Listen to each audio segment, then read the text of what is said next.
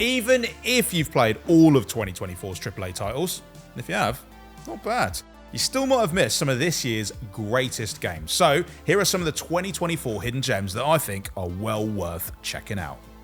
If you fancy poking around an abandoned theme park, well, first off, you and I are very different people, but you should probably check out Crow Country. This is a puzzle-based survival horror that has you investigating the mysterious disappearance that took place 2 years earlier. Oh, and if you could also find out what the deal is with all the monsters that now seem to be roaming the place, that'd be great too. The secrets you'll uncover are all deliciously disturbing, but if you'd rather enjoy Crow Country's chilling tale without having to fend off the ghouls, well, the game also features a nifty combat-free exploration mode. My friendship with Cyberpunk is cancelled because Taopunk is my best friend now. I mean, well, no, they're both pretty awesome, but the Taoism-infused techno kung fu world of 9 Souls is pretty special. It's brought to life by stunning hand-drawn visuals and brimming with eerie atmosphere. I mean, this game is easily one of 2024's coolest, and it's not just easy on the eyes either. With a blend of agile action platforming, Metroidvania-style exploration, and Souls-like combat, it's an absolute blast to play. Plus, how often do you get to play as a cybernetically enhanced cat person with some badass martial arts skills? Don't pass up the opportunity, grab 9 Souls from the Game Pass library right now. It's a game that's now been so celebrated as a hidden gem that it might not actually be all that well hidden anymore. Balatro is still one of the most unique, offbeat, and just plain interesting games to arrive in 2024, and it's ridiculously fun too. This poker-inspired roguelike mixes things up with Joker cards that can completely change the rules of the game. As you play, you'll have the chance to pick up some new Jokers, while also uncovering hidden bonus hands and unlocking new synergies between the cards that you've got. There are all sorts of ways to obtain that winning edge, and as you work your way up through the antes and the game gets harder and harder, you're absolutely going to need every single one of them. At a glance, Animal Well looks like a fairly typical Metroidvania-style platformer, albeit one with a tremendous amount of eerie, pixelated style. But once you start playing it, you're going to find that this particular well goes way, way deeper than that. Much like Tunic, Animal Well gives the player almost nothing in terms of explicit instruction, leaving them free to work things out for themselves. The game is non-linear, so you can explore it in whatever order you want, picking up items as you go and figuring out the many ways in each of them can be used. The more you experiment, the closer you pay attention to the game's audio and visual cues, the more secrets that you'll discover lurking in the dark. Here's a little pro tip for you. The frisbee, sit on it. The Plucky Squire is a platformer that takes place between the pages of a children's storybook, and it's basically guaranteed to leave you feeling happily ever after. Or at least for a good amount of time after. No one can be happy forever, right? Not only is the game just bursting with cheerful charm from its colourful visuals to its kooky sense of humour, it's also totally inspired in the way that it lets you jump between the 2D pages of the book and the 3D world outside of it. There's quite literally never a dull moment in the Plucky Squire. The Rise of the Golden Idol is a point-and-click crime solver, but with a bit of a difference. Rather than shuffling you through the case, it lets you peruse each crime scene at your own pace, gathering evidence and building theories as you go. It's all pretty chill if you forget about all the crime and depravity you're surrounded by. Don't pay attention to that. And if that has got you in the mood for a good bit of sleuthing, well, the first game, The Case of the Golden Idol, is available on Game Pass right now. It should only take you about 3-4 hours, if you're cerebral. Right, hot take here, but I think video game princesses have had it a bit too good for a bit too long, if you ask me. So it's a good thing that Slay the Princess came to Xbox consoles this year just to balance things out. This beautiful, horrible visual novel sends you off to a cabin in the woods to kill a princess. She's obviously not super keen on that bit, so expect her to use every trick in the book during your pre-slaying conversation, and expect the story to just twist off in all sorts of interesting directions based on the dialogue choices that you make in response. With brilliant voice acting and some gorgeous pencil work visuals, Slay the Spire is a real one-of-a-kind experience, and the pristine cut is the definitive version of it, featuring 3 additional chapters and a bunch of bonus content, including a whole new ending. Although, if it turns out to be a message telling me that my princess is in another cabin, not going to be happy with that, mate. But if you love turn-based strategy, well, get ready to go full steam ahead with Steam World Heist 2.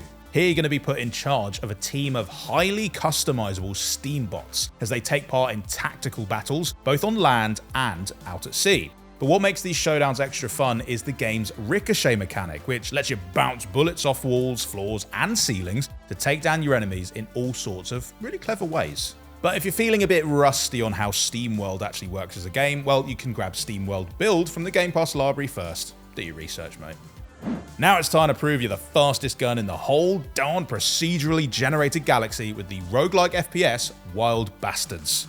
Playing as a quick drawing outlaw, you'll need to wander from planet to planet, scoring some pretty sweet loot, but also getting into intense shootouts with some other no-good gunslingers. You need to fight clever though, because the enemies here fight very tactically and employ all sorts of special moves like teleportation and homing weapons. Fortunately, you don't have to do it alone, since there are 13 other outlaws for you to recruit, each with their own particular set of skills. They've also got big personalities though, so you're going to have to manage their relationships, otherwise you'll be less of a magnificent seven and more like a badly organised baker's dozen. If you care about all the creatures, great and small, and even the ones that are just purely digital, well, you'll love the intergalactic animal rescue adventure Creatures of Ava. This is a third-person game that takes players to a planet that's just full of weird and wonderful beings that they can learn about and bond with, eventually even getting to use each creature's ability to help them solve puzzles and unlock new areas. The game's colourful, kind-hearted world is a lovely place to be, especially in 4K on the Xbox Series X, and you can be there in the blink of an eye if you've got a Game Pass subscription, because it's on Game Pass. See what I'm... yeah.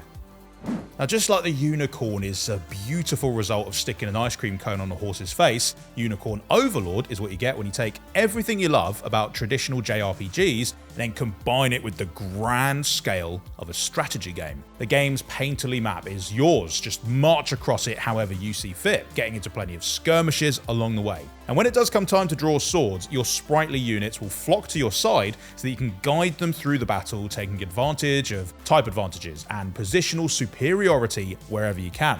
There are loads of different characters to recruit along the way, which opens up even more tactical possibilities, especially once they start forging relationships with one another. And who knows, the rapport between your favourite characters could even turn to romance. All's fair in love and war after all. Never is the latest game from the developers of Gree, so it's going to surprise exactly no one that this game is also completely lovely to look at. You play as Alba, a young woman on a dangerous quest to rid her world of the darkness that is corrupting it. Her faithful wolf companion Never is with her every step of the way, and you get to watch both you and your furry friend's relationship develop as the game progresses. They grow up so fast, these wolf pups. It makes for a moving story and just a really unique take on a Metroidvania, where the character that you control stays the same, while their companion becomes bigger and stronger over time. I think it's quite hard to say no to games about pirates, and it's quite hard to say no to games about cats. But a game like Cat Quest 3, which is about cats who are pirates, fat chance of that, mate. It helps that this 2.5D action RPG is just ridiculously charming, what with its nautical open world, its cast of charismatic characters, and all the animal puns you could ever ask for. And it looks especially beautiful in motion too, with frame rates up to 120 FPS on the Xbox Series X. But most importantly, it's just super fun to play as you sail around, picking up treasure, trying on new hats, and duking it out with some nasty pirates. Told you about the puns, didn't I? They're rats who are pirates. If you love pointing out all the historical inaccuracies in games and movies, get a life, mate, but you should also maybe consider playing some Manor Lords. This is a strategy game that has you playing as a medieval lord, doing all their lordly best to grow a village into a bustling city while keeping everyone happy and safe. Or as happy and safe as you could be in the 14th century anyway. What sets Manor Lords apart though is how intricately detailed and rigorously researched every little bit of it is. From the game's complex production lines and economic systems to the effects that your actions have on the environment around you. It's all really just stunningly realistic. And it's available now on PC Game Pass.